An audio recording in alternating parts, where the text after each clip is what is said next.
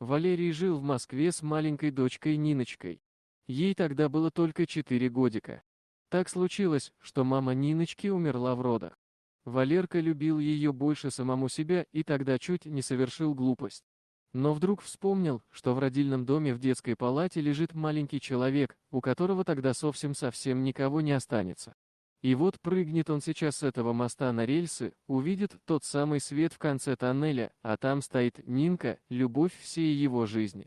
Он, конечно, кинется к ней обнимать, целовать, а она ему сразу раз по роже, два в поддых. Нинка могла, она вообще была мастер спорта. «Да как ты, сволочь, посмел бросить там мою дочку, одну такую маленькую», скажет ему Нинка. И уже ничего не исправишь, обратно не вернешься. Слез Валерка с парапетой, утирая слезы, бегом в роддом. «Я, — говорит, — забираю Иванову». «Что значит нет? Она моя дочь, вот свидетельство о браке. Я сейчас милицию вызову и разнесу тут пол роддома», — взревел Валерка. «Да не в том смысле, дурачок, уймись ты. Она просто слабенькая, ей надо в инкубаторе еще полежать немного. Вот повезло девочке, такой папаша попался на всю жизнь защитник. Такой за нее и в воду, и в огонь», — сказала нянечка. «А, ну вы это, простите, если что», — смущенно сказал Валерка. «Да все нормально, я вот впервые такого горячего папаша вижу. В основном отказываются, когда мать родами умирает». «Как назовешь?» — спрашивает нянечка.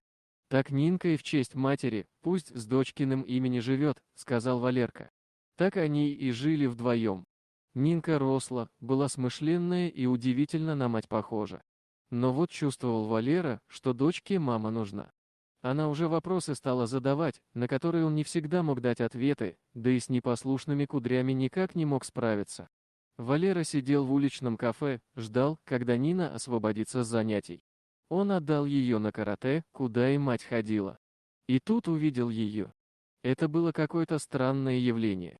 Она была одета во всю совершенно белое, и почти такие же пшеничные волосы развеивались на ветру, отчего казалось, что она просто светится. Даже босоножки и сумочка были белоснежные. Он так и проводил ее взглядом, с практически отвисшей челюстью. А она зашла в кафе, легкой походкой прошла к его столику, нежной рукой коснувшись его подбородка. Прикрыла ему рот и уселась напротив. «Фрида, меня зовут Фрида», — сказала она. Валера протянул он. Это было любовью с первого взгляда. Это было восхищение, очарование и наваждение. Она была из Норвегии. Нинка ей сразу понравилась, да и она Нине тоже. «Пап, вот бы у меня была такая мама», — как-то рассказала Нина. «Твоя мама была лучше», — ответил Валера. «Но ведь ее больше нет», — сказала Нина. «Да, больше нет», — задумчиво произнес Валерий. «Тогда будем брать то, что осталось», — сказала Нина. Так Фрида вошла в их небольшую семью. Но почему-то она не могла выйти замуж в Москве, надо было ехать в Норвегию. Валера не понимал почему, он никуда не собирался мигрировать. Но раз так надо, то надо, и они с Нинкой и будущей женой Фридой переехали в Норвегию. Как оказалось потом, так было удобнее строить свадьбу в Норвегии для того, чтобы он и Нина получили норвежское гражданство. Если бы Фрида вышла замуж в России и привезла их в Норвегию, то они ждали бы вид на жительство много лет. Валера не вникал в эти тонкости, он был молодой мужик и не из железа сделанный, как оказалось. Нина — это Нина, она навеки будет матерью его дочери и навеки у нее будет свое место в его сердце. Но, кажется, дочь была права, надо было жить дальше. И он жил. Жил и не замечал очевидного. А очевидным было то, что Фрида по приезду в Норвегию резко изменила свое отношение к маленькой падчерице. Нине было уже 5, и она была обязана ходить в младшую школу, наш аналог детского сада. Девочка не понимала по-норвежски, и ей было тяжело, Фрида не помогала. Она просто ненавидела падчерицу, ей нужен был Валерий. Фрида интересовала лишь рождение собственного ребенка от белокурого голубоглазого русского, что гарантировало появление на свет ребенка с нордической внешностью и исключало какую бы то ни было родственную связь. Зачем ей нужна была падчерица? Да незачем. Фрида мечтала найти повод, чтобы сдать девочку в венальной полиции и покончить с ней раз и навсегда. В Норвегии забирают детей без всяких постановлений, предупреждений и прочего. Достаточно одного звонка, что она и сделала. В тот день, когда Нина не вернулась со школы, Валерий чуть с ума не сошел. Спасло то, что Фрида не была родной матерью. В то время, пока Валерий доказывал, что не собирался вывозить ребенка в Россию, несмотря на то, что Нина там родилась и у него есть родственники там, допрос длился 6 часов. Ему задавали какие-то неудобные вопросы с помощью переводчиков, которые не всегда правильно относили до него смысл. Намеренно или по незнанию, тут уж решайте сами. Девочку удалось вернуть. «Папа, я там познакомилась с птицей, это ворон», — сказала Нина. «Это хорошо, лишний друг никогда не помешает». «А с какими-нибудь детьми ты в центре познакомилась?» — спросил Валерий. «Нет, я не понимаю, что они говорили, а ворон меня понимал. Он был так же одинок, как и я. Мы с ним сидели под деревом. Я угостила его печеньем», — сказала Нина. В тот вечер Валерий задумался, а правильно ли он поступил, так опрометчиво покинув родину. Он думал о том, чтобы его дочь росла в цивилизованной стране, а оказывается, тут какие-то неандертальские правила. Как можно просто так забрать ребенка у родителей, при этом прикрываясь законом? В глазах Валерия Фрида была еще не причастна к происходящему. Попытка отправить ненавистную дочку в приемную семью провалилась, и Фрида задумала другой план. Как-то вечером Нина почувствовала себя плохо. У нее явно поднялась температура. Фрида сказала, что ей надо дать димедролу уложить в постель. Валерий не понимал. «Надо вызвать скорую, так делают в России нормальные родители», — говорил он. «А в Норвегии нормальные родители дают димедролу и укладывают ребенка в постель.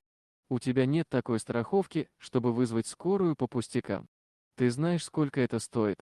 «У нас скорую вызывают, когда ты уже умер», — сказала Фрида. «Странно, а у нас скорую вызывают бесплатно», — сказал Валерий. «Ты хочешь, чтобы у тебя снова забрали ребенка?» — строго спросила Фрида. Валерий сдался.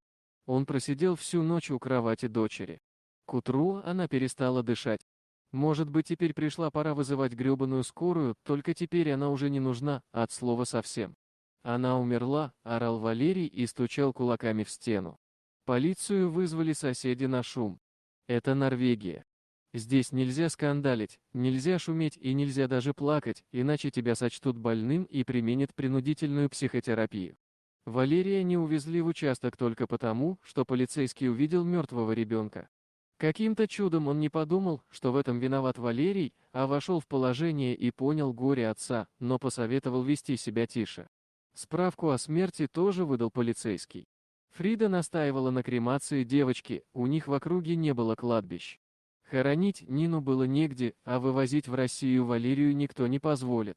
Он согласился, скрипя сердце согласился, с намерением потом забрать урну и вернуться в Россию. Он отнесет ее на могилу жены, и тогда мать и дочь будут вместе. Вот так случилось, что он не первый придет к своей Нине, а их дочь. Тогда, когда Валерка сможет к ним прийти, Нинка встретит его и точно даст поддых за то, что не уберег их дочь. Уж лучше бы он тогда спрыгнул с парапета. Когда гробик заезжал в кремационную печь, сердце у Валеры сжалось. И вдруг, откуда ни возьмись, в помещение залетел ворон. Он юркнул в топку перед тем, как закрыли задвижку, и начал клевать гробик. «Стоп, вытаскивайте!» — крикнул Валерий. Потом понял, что никто его не понимает, и стал кричать на норвежском. «Нет, не положено», — сказали работники крематория и преградили ему путь. Валерий раскидал их в стороны и сам открыл задвижку. Голыми руками он вытащил уже горящий гроб дочери, на котором сидела птица. Валерий открыл крышку. Нина была жива. Она никак не могла откашляться, и Валера вызвал парамедиков. Как оказалось, девочка была отравлена. В печи от воздействия температуры яд разложился, и она пришла в себя. Но как это почувствовала птица? Это был ворон, который лишь немного обгорел, но с ним все было в порядке. Все это дело рук Фриды, ее посадили в тюрьму. Валерий пригрозил придать огласке происшествия, что было далеко не на руку властям. Его с Ниной выпустили из страны в обмен на молчание. Когда они были уже дома, к ним в окошко постучался ворон. Не было сомнения, что это была та самая птица, которую кормила Нина и которая спасла ей жизнь. Он практически перелинял, но на спине было несколько обгорелых перьев. У птиц нет таможни и нет границ. Ворон прилетел к своей маленькой подруге. Дорогие друзья, если вам понравилось видео, поставьте лайк, а также подписывайтесь на канал, где найдете еще много интересного.